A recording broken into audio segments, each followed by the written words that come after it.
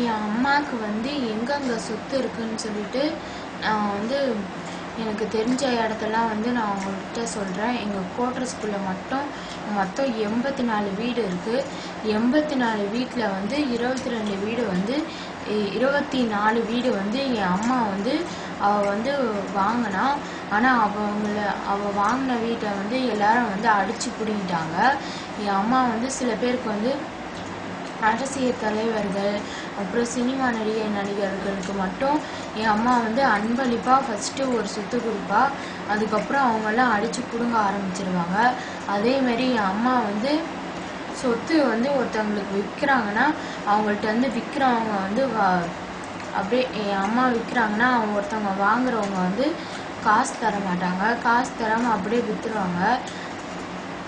அப்படியே அந்த மாதிரி தான் வந்து விற்பாங்க. அடித்து பிடிங்கினதுனால அப்படியே அதுக்கு வந்து டாக்குமெண்ட்லாம் ரெடி பண்ணி கொடுக்கறது வந்து சுந்தர் தான் வந்து டாக்குமெண்ட்லாம் ரெடி பண்ணி கொடுப்பாங்க.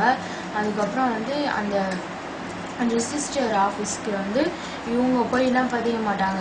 அந்த ரிஜிஸ்டர் ஆஃபீஸில் வேலை பார்க்குறவங்களே வீட்டுக்கே கூட்டிகிட்டு வந்து பதிஞ்சு அந்த மாதிரி அந்த டாக்குமெண்ட்லாம் கையெழுத்து போட்டு அடித்து பிடிங்கிட்டு அவங்க பேருக்கு வந்து அந்த சொத்து போயிடுற மாதிரி இது பண்ணுவாங்க. என் அம்மா பேரில் வந்து இந்த கோட்ரஸில் மட்டும் என்னென்ன நம்பரில் வந்து வீடு வச்சுருந்தா, ஆனால் இப்போ வந்து அவள்கிட்ட ஒரு வீடு கூட என் கோட்ரஸ்குள்ளே வந்து அவள் பேரில் வந்து இப்போ இல்லை. இருந்ததுலாம் வந்து கொஞ்சம் எழுதி வச்சுருக்கேன், நான் சொல்கிறேன் கேளுங்க.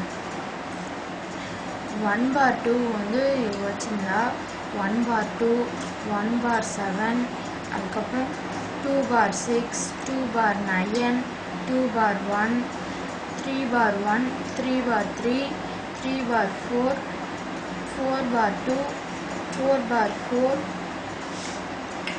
4/6, 5/1, 5/3, 5/3, அதுக்கப்புறம் 5/6, 6/11, 6/8, 6/6, 6/4, 6/2, 7/1, 7/3, 7/4, 7/6, 7/10. இந்த வீடெலாம் வந்து என் அம்மா பேரில் வந்து இருந்துச்சு. இப்போ வந்து எல்லாரும் அடிச்சு பிடிக்கிட்டாங்க.